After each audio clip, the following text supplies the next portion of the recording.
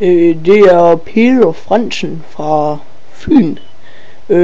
Jeg har modtaget noget ost, som der er sådan nogle små stykker. Det ligner lidt rottelort, og det ligner også rottelort. Og jeg vil gerne, hvad er det for noget, som jeg har fået i min ost?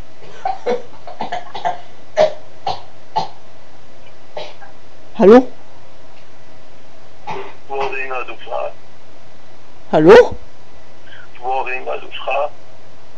Jeg ringer fra, et sekund. Jeg er ikke hjemme lige nu, jeg skal lige huske, hvad det hedder. Jeg ringer fra Vandløse. Og hvad er det, du snakker om? Jeg snakker om ost. Er det her ikke Aalborgs Osterhandel? Ja. Ja. Og hvad er det, du vil tale om? Der er noget mystisk sort, det ligner rottelort i min ost. Ved du, hvad det kan være? Nej, det ligner rottelort. Det smager også lidt af rottelort, men jeg ved ikke, jeg tror ikke, I har givet mig en rottelortsbefængt ost med vilje.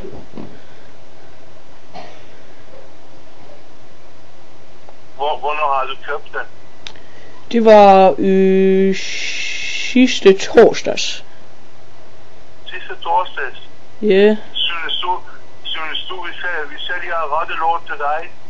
Nej, det er rigtig god ost, men der er sådan nogle mystiske stykker i. Det er sådan nogle sorte små stykker. Hvad hedder den ost, du har købt? Det er, kan det være common? Common? Ja, kan det være common der i osten, fordi jeg... Det er common, ja. Nå, ja, okay. Det var bare fordi det lignede lidt rottelort. Jamen... det er så mange andre ting, man kan sammenligne med. Man behøver ikke sige, det er rottelort. Nej, det er bare fordi jeg er en lidt landmand.